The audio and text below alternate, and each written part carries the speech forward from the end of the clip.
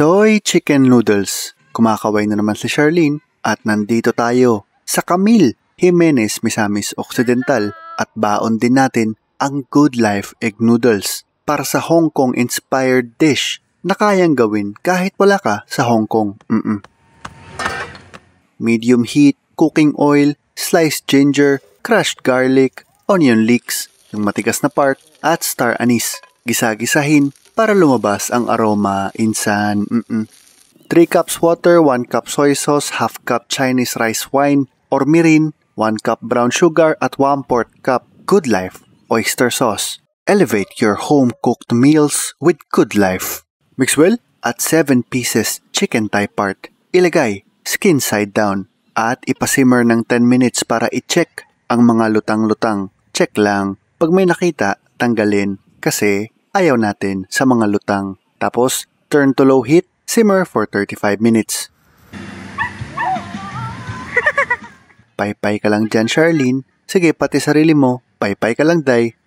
Ilipat sa kabilang stove yung pinapasimmer na soy chicken at maglagay ng panibagong pot. Maglagay ng 2 litrong tubig. Crushed garlic, sliced ginger, onion leeks, yung matigas na part, 3 pirasong chicken legs at rock salt. Gumagawa tayo ng sabaw o chicken stock para sa ating soy chicken noodle soup natin. Simmer for 1 to 2 hours sa low heat. Ngayon, ready na siyang iset aside. Set aside muna sa gilid. Naglagay ulit ng wok at lagyan ng tubig. Habang hinihintay nating kumulo, pwede na nating iahon yung soy chicken, manok na nagpapakilala in Spanish. Dapat sakto lang yung luto ng chicken, yung firm pa rin at hindi kumakala sa buto pag inahon. Kumuha ng strainer at tanggalin lahat ng aromatics na nasa soy mixture at ilagay ang slurry o yung tubig na may cornstarch, pampakapal ng ating sauce.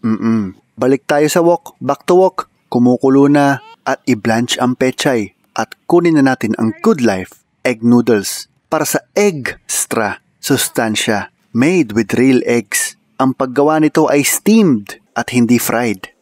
Cook for 5 minutes lang. Tapos, iahon at Avengers assemble. Yung soy chicken, i-cut natin into strips na parang ganre. Sa bowl, ilagay ang soy sauce mixture. Yung nilutong Good Life Egg Noodles, alu-aluin. O sabi nga ni Mr. Nobody Body, mekes, tornado. Tapos, yung blanched pechay, chopped soy chicken, at drizzle with Good Life sesame oil para sa lasa at amoy na restaurant quality at home. Garnish gamit ang onion leek curls at meron ka ng soy chicken dry noodles. Yung pinakuluan natin kanina 1 to 2 hours na chicken stock, ibuhos na. Right. Lovely. Ito na ang soy chicken noodle soup. Sa tono nga ni J-Hope. Soy chicken noodle soup. Soy chicken noodle soup. Taste the good life.